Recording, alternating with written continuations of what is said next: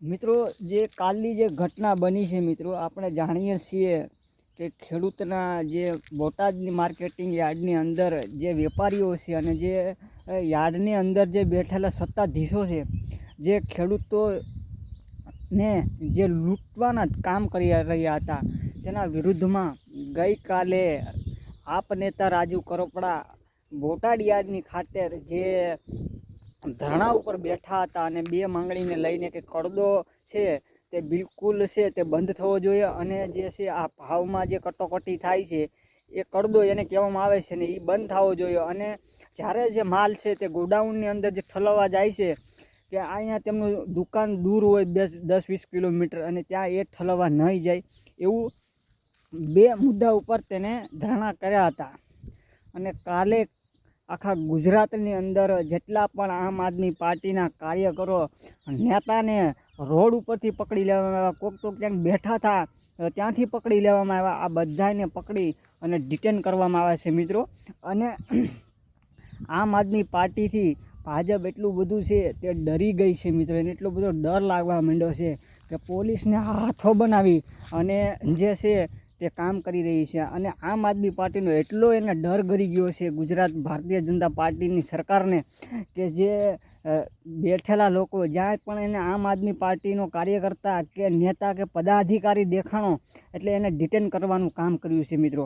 અને કાલે જે કોન્ફરન્સ દ્વારા જે છે ઈશુદાનભાઈ ગઢવી દ્વારા જે કહેવામાં આવ્યું છે કે ગુજરાતના કોઈ પણ એપીએમસી એટલે કે માર્કેટ યાર્ડની અંદર આવી કોઈ ઘટના બનશે તો તેની ત્યાં અમારા આમ આદમી પાર્ટી છે તેના માટે લડાઈ લડશે. ત્યારે જ એ જ રીતનું કોડીનારની અંદર કાલે એવું થયું કે આઈબીવાળાનો કોલ આવે છે આ જાણીને, કારણ કે આઈબીવાળાનો મને ફોન આવે છે અને ફોનમાં એવું કહેવામાં આવે છે કે તમારો કોઈ કાર્યક્રમ છે કે નહીં. મતલબ પહેલાં થોડુંક કહી દઉં કે આઈબી એટલે શું. આઈબી એટલે એક સરકારની એજન્સી જે જાસૂસીનું કામ કરે છે મિત્રો. કોઈ પણ પ્રકારના વિરોધ કે થતા હોય તો તેની જાણ છે તે પોલીસને કરે, પ્રશાસનને કરે, આ એનું કામ હોય છે. એમાં સરકારી માણસો બેઠેલા હોય છે મિત્રો.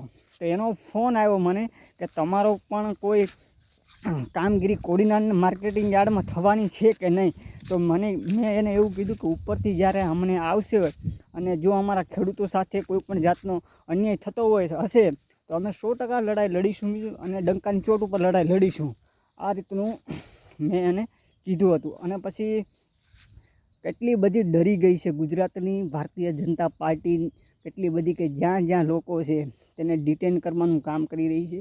જ્યાં પણ આંદોલન થવાના છે ત્યાં લોકોને આમ આદમી પાર્ટીના નેતાઓને, કાર્યકર્તાઓને નજરકેદ કરવાનું કામ જે છે તે આ ભારતીય જનતા પાર્ટીના લોકો દ્વારા છે તે કરવામાં આવી રહ્યું છે મિત્રો. એટલું જ નહીં, અને આ જે આવા પણ કોઈ પણ કામ જો અટકાયત દ્વારા રોકવાનું કામ પોલીસને હાથો બનાવી અને ભારતીય જનતા પાર્ટીના લોકો છે તે ડરી રહ્યા છે. આજે આપણો ખેડૂત સમાજ એક થઈ ગયો છે મિત્રો. એને ગમતું નથી ભાજપવાળાને, પેટમાં તેલ રેડવાનું છે મિત્રો.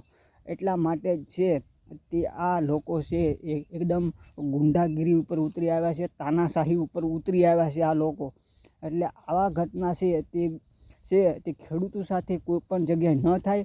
અને ખાતરી પણ આપું છે કોડીનારની અંદર કે Kodinar APMC, Una APMC, Veraval APMC કોઈ પણ જગ્યાએ જો આવા કડદા એ ખેડૂતો પાસે ખોટા ઉઘરાણા કરવામાં આવશે તો મિત્રો આમ આદમી પાર્ટી ડંકાની ચોટ ઉપર લડશે. સામે ગમે તેવો હોય કોઈ ફેર નહીં પડે. આમ આદમી પાર્ટી લડશે, ખેડૂતોના હિત માટે લડશે. આ જાહેરમાં આ વિડીયોના માધ્યમથી કહું છું મિત્રો.